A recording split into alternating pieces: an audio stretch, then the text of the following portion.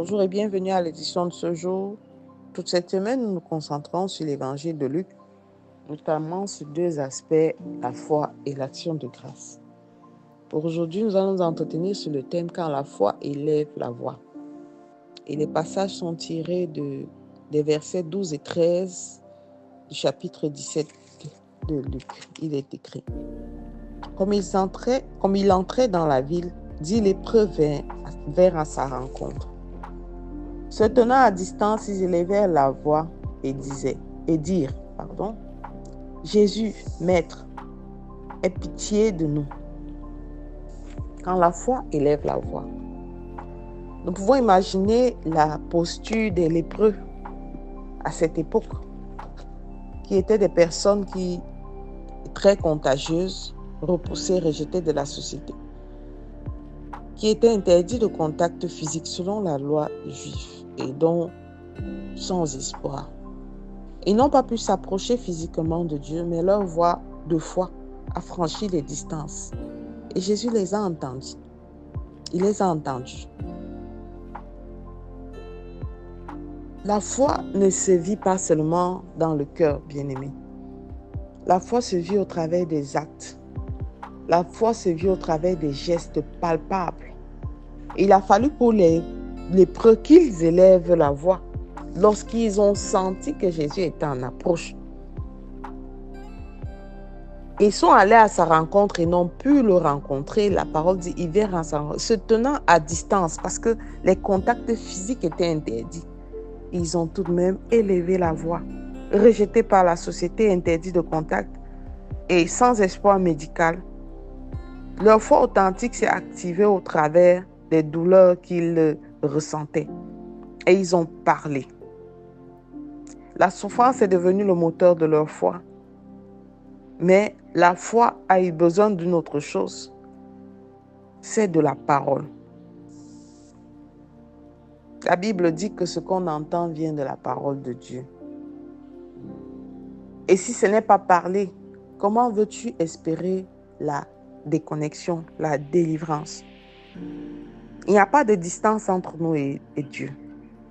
Il n'y a pas de distance, si ce n'est la distance que nous-mêmes nous imposons dans notre relation, dans notre communion avec Dieu.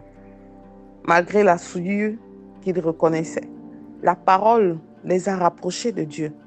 Contextualisé, nous n'avons pas un Jésus physique que nous pouvons rencontrer parce que nous avons mieux que le Jésus physique. Il est parti et il nous a dit qu'il ne nous laissera pas seuls. Nous avons le Saint-Esprit qui vient en nous.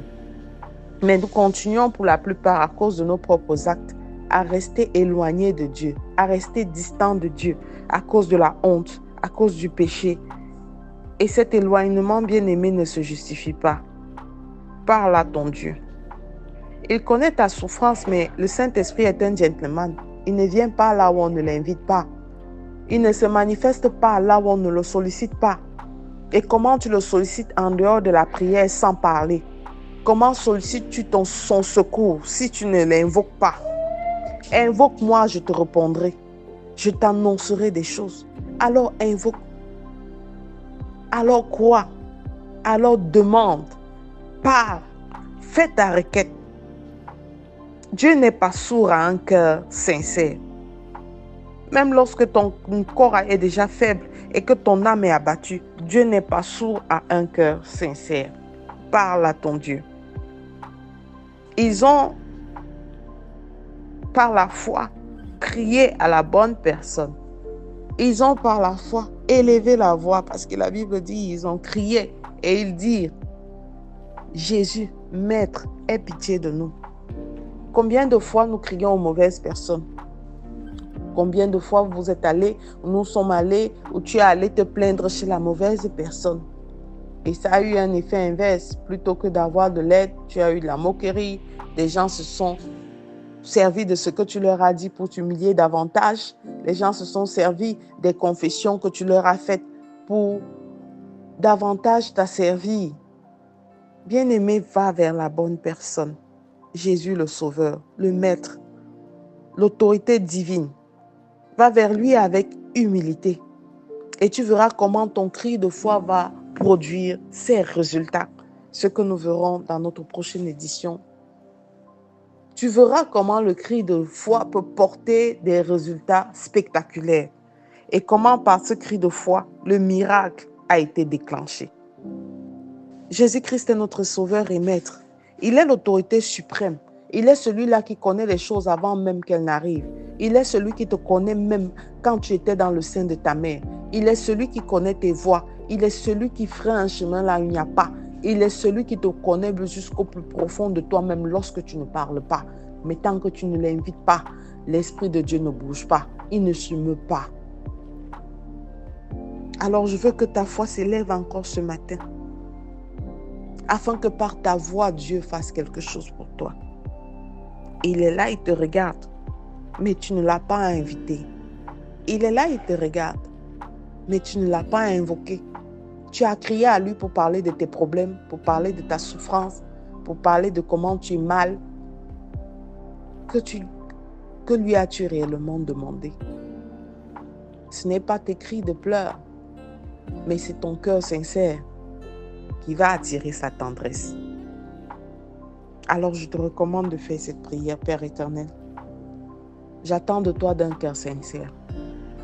Et je sais que tu répondras à mon cri. Tu n'as jamais été loin de moi, Seigneur. Je le reconnais. Car je sais que c'est moi qui me suis souvent éloigné de toi. Je te bénis en ce jour nouveau que tu as fait. Et je m'approche de toi en criant, Père éternel, d'un cœur sincère. Béni sois-tu, ô Jésus Maître.